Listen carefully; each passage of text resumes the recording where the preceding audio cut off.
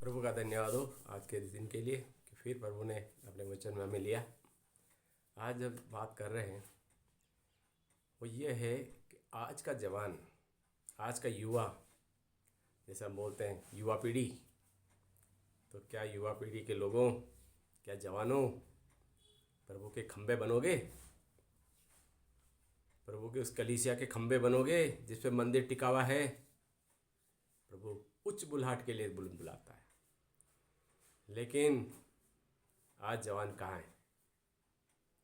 किसके लिए कितनी मेहनत कर रहा है? रात दिन एक कर रहा है। डिसिप्लिन, खाना पीना नहीं, पढ़ाई, उच्च पढ़ाई, बड़ा जॉब के लिए तैयारी, 2-2 3-3 साल घर से बाहर। वो सब क्यों? सिर्फ सांसारिक ऊंचाइयों के लिए। और परमेश्वर की योजना है कि आप सांसारिक ऊंचाई के साथ साथ आध्यात्मिक ऊंचाई भी लो। सांसारिक ऊंचाई के साथ परमेश्वर हमें उच्च बुलाहट के लिए आमंत्रण करता है। प्रेरित पौलुस ने तो इस तरह समझाया कि एक पहलवान मुकुट जीतने के लिए, सांसारिक पदक लेने के लिए, मेडल जीतने के लिए कितना डिसिप्लिन में रहता है, कितनी मेहनत करता है, कितना वो अपने समय उस फील्ड को देता है जिसमें उसे जीतना है, आगे बढ़ना है। और सिर्फ एक सांसारिक मुकुट के लिए। पहला कुरिन्थियों 9:25 हम पढ़े। हर पहलवान संयम के साथ, अनुशासन के साथ, बहुत ही धैर्य के साथ उस मुकुट के लिए तैयारी करता है। और हमारी पीढ़ी परमेश्वर के पास आने के लिए वो सोने का मुकुट, वो आध्यात्मिक मुकुट प्रभु देने के लिए लेके खड़े हैं। हम दूर दूर दूर जा रहे हैं। जब एक पहलवान सांसारिक मुकुट के लिए इतनी तैयारी कर सकता है, तो हम परमेश्वर के मुकुट को पाने के लिए, स्वर्गीय मुकुट पाने के लिए, अनुग्रह के सिंहासन के निकट आने के लिए कितना कुछ कर रहे हैं। यह है युवा पीढ़ी की सफलता का राज। अगर सांसारिक कर्म के साथ साथ वह आध्यात्मिकता को भी अपनाए, तो जैसा कि याकूब कहता है, तुम्हारे धर्म के काम कर्म में प्रकट हो। मैं मन में प्रार्थना करता हूँ, अधिकतर लोग कहते हैं मैं समय मिलने पे कर लेता हूँ, मैं अपने आप ही सब कुछ कर लेता हूँ। उन्हें न धर्म गुरु की ज़रूरत, न बाइबल की ज़रूरत, न किसी वचन की ज़रूरत, न जाप की ज़रूरत, न नाम की ज़रूरत, कुछ भी नहीं, मैं स्वयं कर लेता हूँ। ये युवा पीढ़ी का कहना। और यहीं पे युवा पीढ़ी उसके जाल में फंसती है जो उन्हें नींव से ही दूर करने की तैयारी कर देता है, दुष्ट। इसीलिए प्रेरित पौलुस ने समझाते हुए कहा, सांसारिक मुकुट के लिए जितना प्रयास करते हो उतना प्रयास आध्यात्मिक और आत्मिक मुकुट के लिए करो। प्रभु के अनुग्रह के सिंहासन के पास आए। वहाँ पे लिखा है हम परमेश्वर से मांगे, हम प्रभु पे भरोसा रखते हुए मांगे, क्योंकि वह समय आने पर हमारी सहायता करता है। और इसीलिए मत्ती 14:43-45 में फिर कहा गया है, मन की रक्षा के लिए परमेश्वर ने समझाया सब कुछ मन के अंदर से बाहर आ रहा है। दुष्ट शक्तियाँ मन के अंदर काम कर रही है, फिर वो बाहर आ रही। हमारी दृष्टि बदल जाती है, सुनने की चीज़ें बदल जाती है, समझने की चीज़ें बदल जाती है, और देखने की चीज़ें बदल जाती है। और सबसे बड़ी बात जो हमारे अंदर आती है वो है कि हमारे हृदय और आत्मा बदल जाती है। और यहीं से दुष्ट युवा पीढ़ी को अपनी ओर खींच लेता है और वो अपने रास्ते से भटक जाते हैं। और भटकने के बाद उन्हें कुछ भी नहीं दिखता है, अंधकार अंधकार अंधकार अंधकार, और वो अंदर चले जाते हैं। एक तरफा सुरंग में घुसने के बाद बाहर निकलने का रास्ता नहीं है, फिर अंदर अंधकार में उसका अंत है। तो प्यारे भाई और बहनों, प्रेरित पौलुस ने हमें इस तरीके से समझाया। उसी को प्रभु ने अपने सुसमाचार के दौरान युवाओं को लेके बहुत सी चेतावनियाँ दी। 2 लड़कों के लिए बोला है। पिता ने बोला जाओ काम करो, एक ने कहा नहीं करता, चला गया काम किया। दूसरे को बोलो काम करो, उसने कहा तुरंत अभी मैं जाता हूँ, नहीं गया। परमेश्वर इन बात से समझाना चाहता है कि तुम्हारे मन के अंदर कुछ और है और तुम्हारी ज़ुबान पे कुछ और है। तुम संसारिक दृष्टि से कुछ और हो और आध्यात्मिक दृष्टि से कुछ और हो। तुम कितना ही सेवा भक्ति करो, प्रार्थना करो, तुम्हारे अंदर क्या है परमेश्वर ये जानता है। इसीलिए वो कहता है कि जो लोग मेरे पास आएंगे, जो मेरे पास आएगा उसे ही प्रभु के वरदान मिलेंगे, अन्य को नहीं मिलेंगे। परमेश्वर के नाम के पास आइए। हम देखते हैं कि आज की युवा पीढ़ी को प्रभु का नाम लेने में ही तकलीफ हो रही है। इब्रानियों 4:16 में तो साफ कहा है, आओ हम अनुग्रह के सिंहासन के निकट आ जाएं, समय आने पर वो हमारी सहायता करे, पूरे भरोसे के साथ आ जाए। कहाँ आते हैं? दूसरा Corinthiयों 6:18 में फिर प्रेरित पौलुस ने कहा है, शारीरिक अभिलाषा से भाग जा। युवा पीढ़ी के लिए कहा है, ये शारीरिक अभिलाषा है जो तुझे नरक की ओर ले जा रही है, जो तुम्हारे जीवन को खत्म कर रही है, जो तुम्हारी सांसारिक ऊंचाइयों के बहाने तुम्हें नीचे गिरा रही है। सांसारिक अभिलाषा, भाग जाए यहाँ से। पहला तीमुथियुस 4:12 में प्रेरित पौलुस ने कहा है, कोई तेरी जवानी को तुच्छ न समझे, इस जवानी को तुच्छ न समझे। जैसा कि आप लोग देखते हैं, अरे युवा, अरे जवान, अरे ये बच्चे कैसे। कोई तेरी जवानी को तुच्छ न समझे और परमेश्वर के नाम में आगे निकल। कोई भी तुझे यह न कहे कि ये प्रभु का जन और ये परमेश्वर के जन। इसीलिए परमेश्वर ने हमें इन चीज़ों के लिए आज के वचन के द्वारा कुछ बातें दी हैं। क्या करें, युवा पीढ़ी क्या करे? सबसे पहला नीति वचन 4:23, सबसे ज़्यादा अपने मन की रक्षा कर। मरकुस 7:21 में फिर वचन दिया है, मन हृदय अधिक धोखा देने वाला है। यिर्मयाह 17:9 कहता, असाध्य रोग लगा है मन के अंदर, इस रोगों को निकाल दो, अनुग्रह के सिंहासन के निकट आ जाओ और चढ़ा दो, प्रभु को चढ़ा दो। विश्वासियों के लिए आदर्श बन जा। जैसा कि पहला तीमुथियुस 4:12 में आया, युवावस्था में युवा लोगों के लिए प्रेरित पौलुस ने उस समय देखा कि मेरे युवा साथी लोग, हमारे बच्चे क्या कर रहे हैं, कहाँ जा रहे हैं, तो उसने बहुत ही सख्त बात कही, कोई तेरी जवानी को तुच्छ न समझे। वचन, व्यवहार, प्रेम और विश्वास और पवित्रता में विश्वासियों के लिए आदर्श बन जा।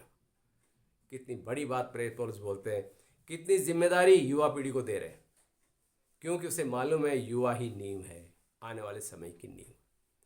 अगर यही नींव अपवित्र होगी, वचन से दूर होगी, अव्यवहारिक होगी, प्रेम से दूर होगी, न्याय और पवित्रता से दूर होगी, तो फिर कलीसिया कहाँ बनेगी, फिर प्रभु का मंदिर कैसे होगा।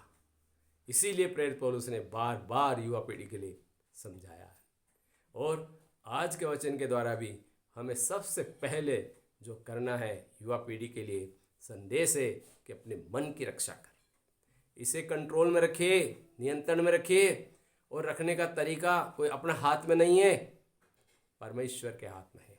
अनुग्रह के सिंहासन के निकट आई और भरोसे के साथ सहायता मांगी कि प्रभु मैं तेरे पास आ गया हूँ, ये मन अब तेरे सुपुर्द है। परमेश्वर को दे दीजिए मन को। परमेश्वर इस मन के अंदर धार्मिकता के बीज बोएगा, प्रकाश के बीज बोएगा और न्याय और प्रेम के बीज बोकर तुम्हें फलवंत करेगा। क्यों?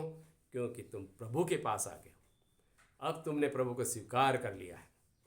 इसीलिए उस खोए बेटे की तरह कि मैं पिता के पास जाऊंगा, मुझे होश आ गया है, सब बर्बादी कर ली है और अब मैं जाऊंगा, माफ़ी मांगूंगा और पिता के पास मजदूरी करूंगा दूसरे मजदूरों की तरह। लेकिन ऐसा मौका आज की युवा पीढ़ी में नहीं आता। वो डिप्रेशन में जाता है, उसे होश ही नहीं आता, अंधकार में जाता है और वो गलत जगह जाता है, गलत संगति करता है और निरंतर निरंतर गलत होते हुए आत्महत्या तक जाता है, क्योंकि दुष्ट ने उसे घेर लिया है। परमेश्वर ने होश आने तक के लिए भी उसे पकड़ के रखा, लेकिन आज की युवा पीढ़ी होश में ही नहीं आती। क्यों? क्योंकि उसने मन और आत्मा को दुष्ट को सौंप दिया, संसारिक ऊंचाइयों के लिए अपनी बुलाहट को खो दिया है। परमेश्वर ने उच्च बुलाहट के लिए बुलाया है।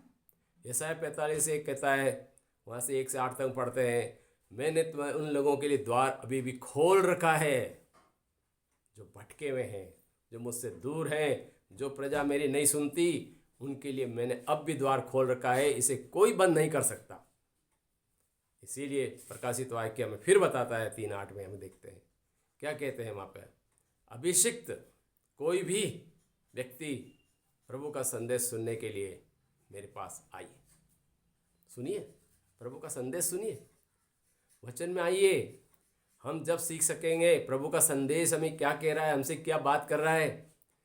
जो मन में, हमारे हृदय में, आत्मा शरीर में असाध्य रोग लगे हैं, यिर्मयाह उसके लिए कहता है कि मैं इन बातों के लिए परमेश्वर के पास आ जाता हूँ, प्रभु को चढ़ा देता हूँ। यिर्मयाह को जब बच्चा था तो यिर्मयाह की पुस्तक में हम पढ़े, यिर्मयाह बच्चा था तो ये पहले अध्याय में क्या बताया गया है। वो बोलता है, प्रभु आप तो मुझे बुला रहे हो, मैं तो अभी बच्चा ही हूँ। हर व्यक्ति अभी बच्चा है। परमेश्वर की नज़र में हम उम्र से कितने ही हो जाए, 100 साल के, प्रभु के बच्चे हैं। ये बताया गया है, बाइबल ने एक खुलासा किया है कि हर व्यक्ति परमेश्वर के लिए बच्चा है और उस बच्चे से प्रभु काम लेना जानता है। यिर्मयाह को कहा, चल उठ और वहाँ जा, मैं तुझे बताऊंगा वो कर। उसने कहा, मैं अभी बच्चा ही हूँ, मुझे बोलना ही नहीं आता। परमेश्वर ने वहाँ क्या कहा, पढ़िए यिर्मयाह की पुस्तक का 1 अध्याय और 1 से 6 के पद में क्या कहता है। पवित्र और अपवित्र का दोष तुम्हें नहीं, बीज को संभाल रखने के लिए मैंने बुलाया है।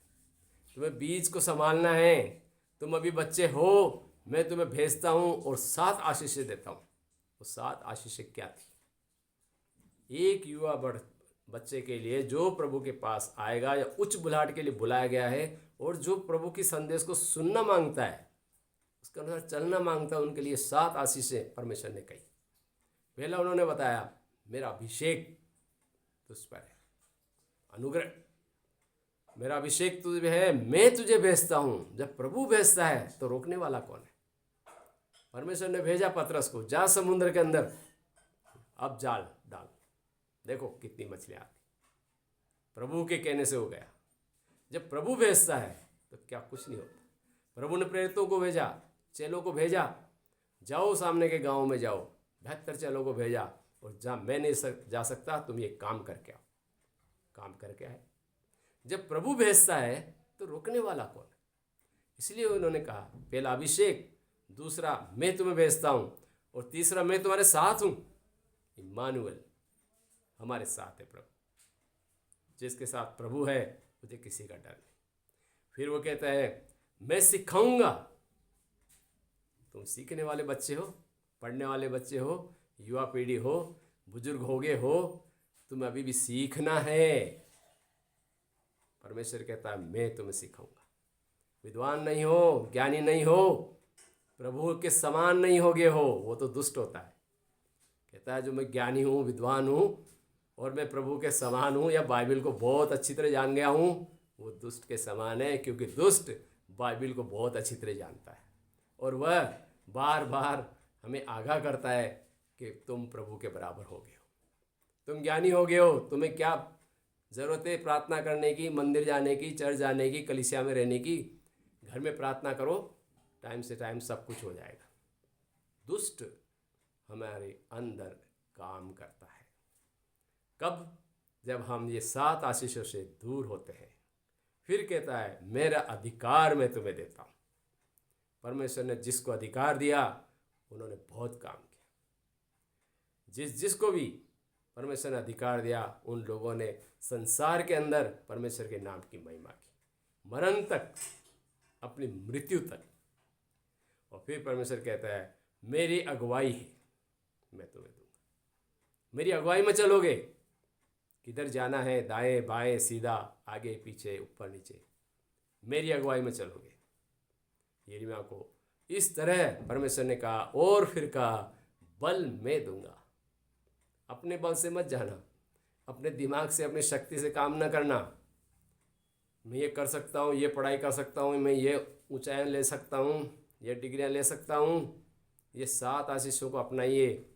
तुम्हारा जीवन, तुम्हारी युवावस्था परमेश्वर के अधिकार में है। और 7 आशीषों के साथ जब यिर्मयाह गया तो कितने बड़े बड़े काम किए। सूखी हड्डियों के दर्शन दिए प्रभु ने और सूखी हड्डियों को उसके देखते देखते इज़राइल की सेना बना दी। क्यों? क्योंकि यिर्मयाह ने प्रभु के साथ मिलकर काम किया। बच्चा था, युवा था, लेकिन प्रभु के पास गया, प्रभु की बात को मानी और परमेश्वर ने उसे नबी नियुक्त किया। इस तरह हम देखें, परमेश्वर जिस खजाने के लिए बात करते हैं, हमारी आंखों जो बंद है उसे खोलना चाहते हैं, और वो खजाना, वो मोती हमें दिखाई नहीं देगा जब तक हम संसारिक चकाचौंध में चलते रहेंगे, संसारिक प्रगति में चलते रहेंगे। इसीलिए पहला राजा 18 अध्याय में हम देखें यहोवा की शक्ति कितनी थी। यहोवा की शक्ति काम हो। क्या हम किसी रथ के साथ दौड़ सकते हैं? क्या हम किसी बड़ी गाड़ियों के साथ दौड़ सकते हैं? नहीं दौड़ सकते। फिलिप्पी ने क्या किया? फिलिप्पुस ने क्या किया? कुशी के राजा जो जा रहा था खजांची, उसके रथ के बराबर दौड़ा। क्यों? यशाया की पुस्तक का वचन उसे सुनाना था, उसकी व्याख्या करनी थी, प्रभु का काम करना था। कीजिए, आप ज़रूरत से ज़्यादा दौड़ेंगे।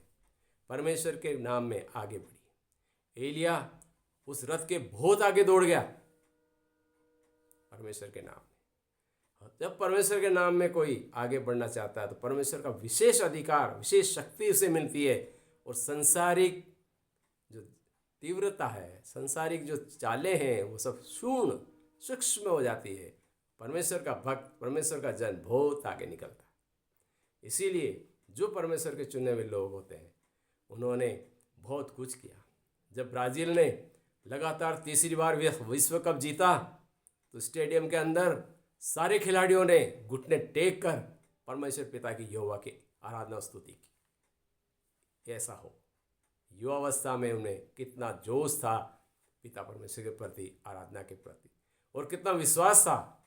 उन्होंने सिद्ध किया, पूरे स्टेडियम के बीच में प्रभु की आराधना स्तुति की और धन्यवाद दिया। परमेश्वर के लोग हमेशा परमेश्वर के बातों से चलते हैं, परमेश्वर की अगुवाई में चलते हैं। नबी यिर्मयाह चला, यशायाह चला, मूसा चला, दाऊद चला, यूसुफ चला। जिसने भी प्रभु की अगुवाई को माना, उन्होंने मुकुट धारण किया, जीते जी स्वर्ग का मुकुट, जीते जी परमेश्वर ने उन्हें मुकुट दिया।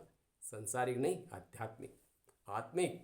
और उन्होंने इस संसार में रहकर परमेश्वर पिता की आराधना स्तुति स्वर्ग तक की, और उसे परमेश्वर ने माना, परमेश्वर ने खुद उन्हें अपने साथ लिया। आज वो परमेश्वर की आराधना स्तुति में है। हम भी कोशिश करें युवा भाई और बहनों, संसारिक नहीं, आध्यात्मिकता की ओर बढ़ें, आत्मिकता की ओर बढ़ें।